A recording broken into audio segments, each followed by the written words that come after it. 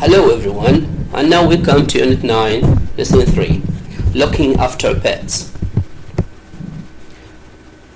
Kindly prepare your books, your learner's books at pages 130 and 31, and your activity books at pages 104 and 5. I hope by the end of this lesson you will be able to listen and match, listen for information, speak about pets and how to look after them, write notes for a presentation, and we are going to take some grammar and vocabulary. Let's start with this. Think of animal words for each category: wild animals, farm animals, pets. So take your time. This is just warm up. You can pause the video and try to remember everything about wild animals, farm animals, and pets. Now it's speaking time. Some of you talk to me about this and they don't understand why he would pause the video and try to speak. Yes, you need to do this because speaking is a very important skill in English, you know. So you need to speak to someone, maybe a family or a friend, or record yourself. Recording yourself is a very good strategy. And by the way, when you listen to yourself, you may discover some of the mistakes. So you are gonna improve yourself, and you can send me the recording if you want. Now you are going to answer these questions. Have you got a pet, or would you like to have one? Try to make a list of the animals that make good pets. I know I've given you some pictures here, but maybe you don't consider them as pets. Give reasons for your answers. Do you consider the monkey as a good pet? If yes, tell me why. If no, you can tell me why.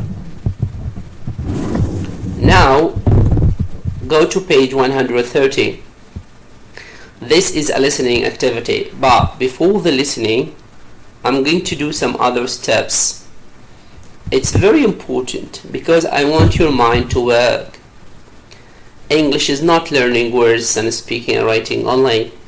You need to know how to use your mind. You need to be ready for every lesson. When you study, you need to activate your mind. How? For example, here, look and focus on these pictures and try to describe them. Describing these pictures will help you. What are these animals? Ask yourself, do you like them? Have you got a pet like these? And then when you listen to three people talking, it's gonna be familiar to you. Now with the listening text. What is the listening text about? Match the children with their pets. Track 52. Today, I'd like to talk to you about my pet. We live on a farm and there are lots of animals. My younger brother David has a rabbit, and my older sister Hannah has a guinea pig, but my pet is much bigger than this. I've got a horse, and his name is Heathcliff. I love horses. My mum said a horse was too expensive, but we saw Heathcliff at a sanctuary where they help horses to get better. He wasn't well looked after, and he was poorly. So he is a special horse because we rescued him. Heathcliff and I are best friends, and he needs a lot of looking after. He needs feeding twice a day, once in the morning and once in the evening. I give him hay and sometimes apples and carrots for a treat. You must give your horse food and fresh water every day. Here are some more tips for horse care. You should groom your horse regularly. It's best to use a brush or a special comb. A horse needs lots of exercise, so I try to ride him twice a day. When I can't ride him, he spends some of the day in the field where he has lots of room to run around. It's important that a horse goes for regular checkups at the vets. It's a good idea to check your horse's teeth on a regular basis too.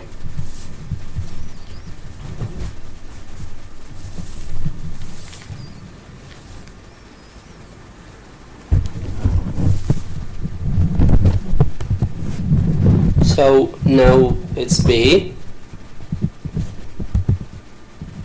and Hannah A and Tilly C. Yes, David Rabbit and Hannah the guinea pig and Tilly the horse. Now you are going to match the correct word with each picture. You've listened to everything. If you want to listen again, it's okay. And then you are going to check your answers. Feed, groom, clean, exercise, visit the vet, look after the teeth. Listen.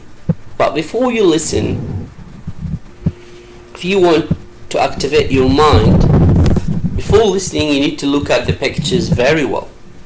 Try to discover what's happening in every picture. Why I'm asking you to do this? Because it's gonna make your life easier when you are listening. You will answer them faster. Take your time. Track 52. Today, I'd like to talk to you about my pet. We live on a farm and there are lots of animals. My younger brother David has a rabbit, and my older sister Hannah has a guinea pig, but my pet is much bigger than this. I've got a horse, and his name is Heathcliff. I love horses. My mum said a horse was too expensive, but we saw Heathcliff at a sanctuary where they help horses to get better. He wasn't well looked after, and he was poorly. So he is a special horse because we rescued him. Heathcliff and I are best friends, and he needs a lot of looking after. He needs feeding twice a day, once in the morning and once in the evening. I give him hay and sometimes apples and carrots for a treat. You must give your horse food and fresh water every day. Here are some more tips for horse care. You should groom your horse regularly. It's best to use a brush or a special comb. A horse needs lots of exercise, so I try to ride him twice a day. When I can't ride him, he spends some of the day in the field, where he has lots of room to run around. It's important that a horse goes for regular checkups at the vets. It's a good idea to check your horse's teeth on a regular basis too.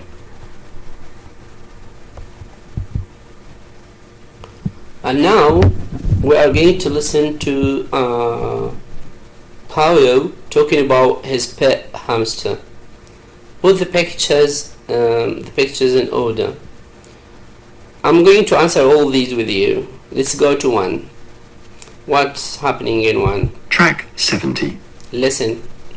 Hi, my name's Paolo, and I'm going to talk to you about my pet hamster, Cheeks. I decided on this name because he loves to fill his cheeks with his favorite food, seeds and grains. I fill his bowl with food twice a day, and it's important that he always has fresh water in his water bottle too. Hamsters are very active, so it's a good idea to buy an exercise wheel for their cage. Cheeks loves it. He's got a ladder too, as he's a great climber. I clean out Cheeks' cage once a week. I clean the bottom with soap and water, and I put down fresh bedding. Hamsters are clean animals. They organize an area in their cage for sleeping and another for their toilet area. They clean and groom themselves regularly too by licking their fur. Believe it or not, a hamster's teeth never stop growing. So it's a good idea to give it wood chews or a hard dog biscuit to keep your hamster's teeth short. Now write the answers in your activity book, page 104. Now let's get back to the activity, the same activity book, page 104. Complete the sentences with the correct form of the words in the box, then listen again and check. Of course, you listen twice to them: groom, feed, clean, exercise, look after. So here I'm going to answer one for you next to the one answered already, and you are going to complete the others for homework. Paolo feeds his hamster twice a day, and the chick exercises on a wheel and a ladder in his cage.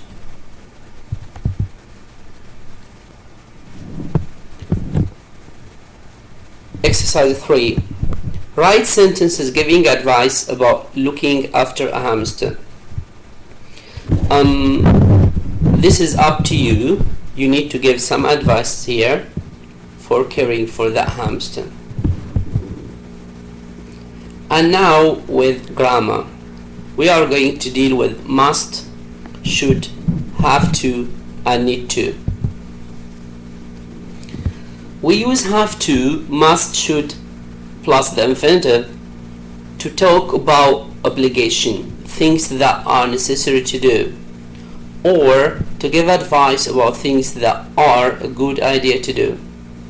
So we have 3 verbs here: have to, must, and should. The difference between them, what is the difference between them? We are going to take every one of them. Must and have to are both used for obligation and are often quite similar. They are both followed by the infinitive. For example, you say, I must go. I must go now. Or I have to go now. But the question is, are these, must and have to, are these exactly the same? No, they are almost, but they are not the same. They are almost the same. We often use must for more personal opinions about what it is necessary to do, things we feel from inside that we must do.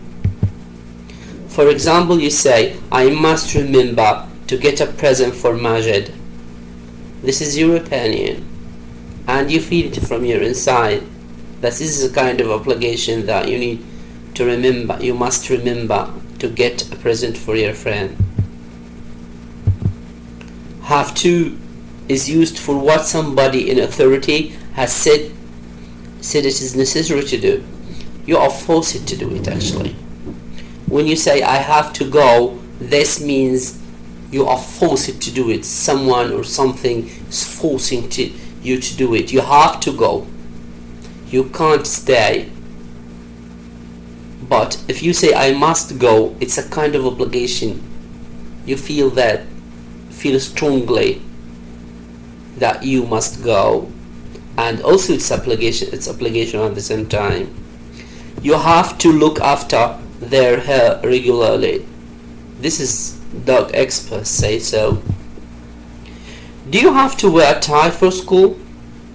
Here we are asking about the school rules. Which verb do people use more? This is a good question. Have to is more frequent in conversation, but must is used more in formal writing. For example, we say passengers must fasten their seat belts. Do they change in form for I, you, he, she, etc.? Do you say, for example, I must, he must? No, you don't say that. But have changes, yes. In the third person singular, they say he has, she has, it has. But must doesn't change. It's a modal verb, and modals do not change.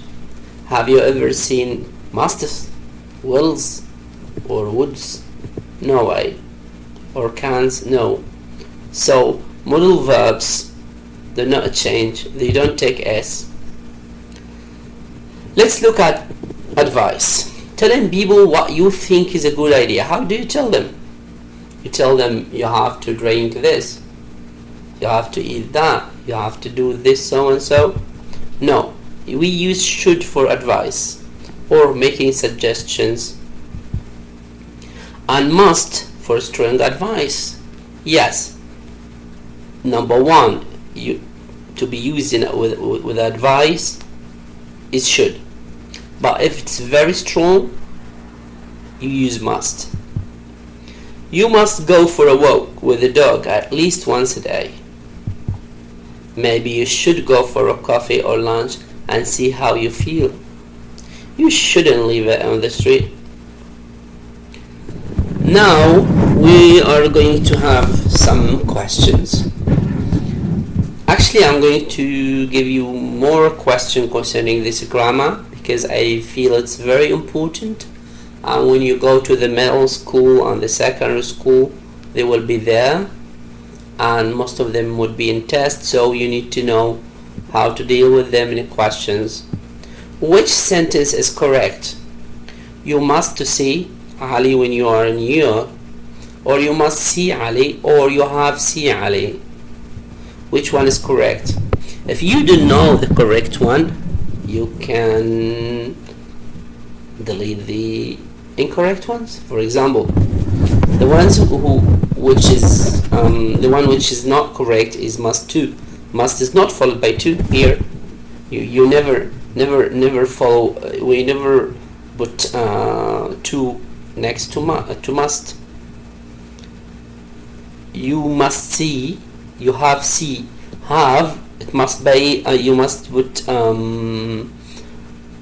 to. Here you have to see, so A is wrong and D is wrong, C is wrong, so the correct answer is B. You must see Ali when you are in New York. Next question. Which sentence is correct? Do I should call him? Should I call him? Or I should call him? Do I should?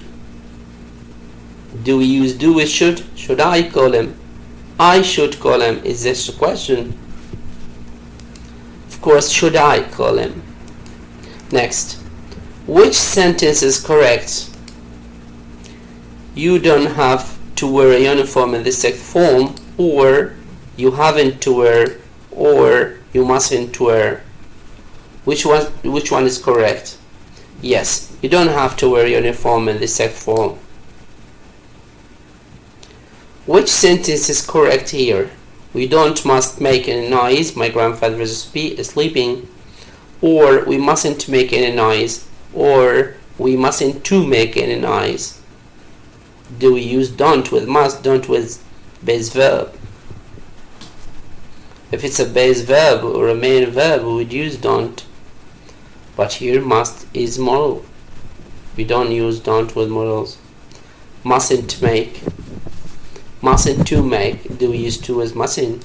So the best answer is we mustn't make any noise. Let's go to the next question. Which sentence is correct? You really should going, and see a doctor about that. You really should to go and see a doctor about that. You really should go and see a doctor about that. Which one is correct? As I told you, if you don't know the correct one, you just can delete the other ones. Going, should going, no, because should must be followed by the main verb without any conjugation, without ing, without s, without ed, without anything. It should go, should come, should apply. You really should to go. We said that we don't use to with should.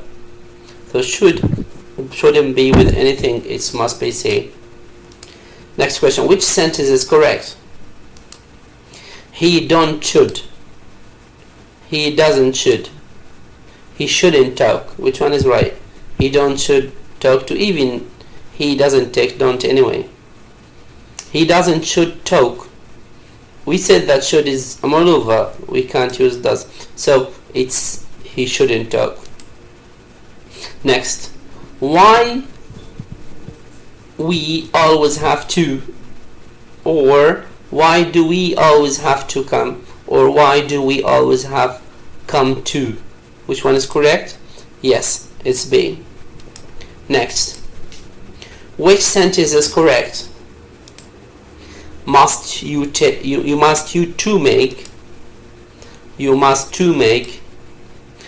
make that terrible noise all the time? Which one is correct? Yes, it's C. Now we are going to read it from the book. We talked too much about it away from the book just to understand it. And now let's get to activity book page 105. It's said here to talk about obligation and necessity. We can use must, should, modal verbs, and the other verbs such as have to, and need to. You must give your horse. You should clean it. You have to give your horse fresh water. You need to look after their teeth. Remember to add to after need and have to have only. Look at the use of English box and put the words below in order. This is in your learner's books page 131. Feed your hamster you must every day. Of course, use capital. I'm going to start with it. So we are going to say you must feed your hamster every day. Pause the video, try to answer the other 5 questions, and then continue watching the video to see the answers. By the way, all the workbook questions have answers by the end of this recording. Yes, you need to put your clean water at the side of his cage. Number 3, you should clean out his cage once a week. You don't need to groom the hamster, he will clean himself. You should put something in his cage for him to play with so he gets exercise. Now you are going to read the online information about having a parrot as a pet and complete the sentences with a word from the use of English box. This bold one, it's important to, it's a good idea to, it's very important that it's a good idea to, it's best to try to focus on these. Now, after you read all of these, we are back to answer the 5 questions. You to buy a cage big enough for the parrot to move around it. What should we use here? Exercise 4. Lesson and answer. Use of English. Read the online information about having a parrot as a pet, and complete the sentences with a word from the use of English box. If you're thinking about having a parrot for a pet, then read this information carefully before buying one. First of all, it's important to buy a cage which is big enough for the parrot to move around in. It's a good idea to buy toys for it to play with, and it's very important that it has plenty of food, such as fruit, vegetables and nuts, every day. Don't forget that it needs fresh water too. It's a good idea to wash your parrot once a week, and it's best to visit the vet to cut their claws when they are long. You can replay this again and you're gonna listen and just follow with your pencil. Just try to learn how to read. Now we are going to answer number 1. You have to buy a cage big enough for the parrot to move around. It said it's important. So here we use should because it said it's a good idea to. So it's a good idea, we say you should. You are going to answer the others for homework, inshallah. Now we come to the project. How to look after a pet. You have the choice to prepare something written or you speak about. Either you talk about your own pet, choose a pet you would like, brainstorm the types of care and attention this pet needs. Prepare notes about caring for your pet using verbs to talk about obligation and necessity. You can use expressions to give advice to. Draw a picture to show how you care for your pet and give your presentation everyone. No, we don't have it in the class here, but you can send it to me and I can show it for everybody. For more information about this, you can scan this code. Just if you have if your camera has got a built-in scanner. You can use it. If don't, you're going to install an app and just scan this to find more about this project. These are the answers of the homework. Thank you very much. I'm really very happy to be with you, and let's continue Unit 9.